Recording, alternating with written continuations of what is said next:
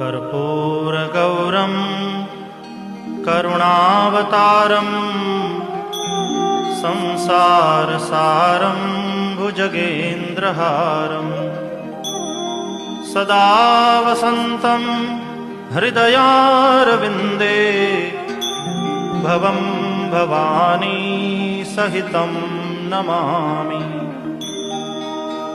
मङ्गलं भगवान् शम्भुः मङ्गलं वृषभध्वजः मङ्गलं पार्वतीनाथो मङ्गलायतनोहरः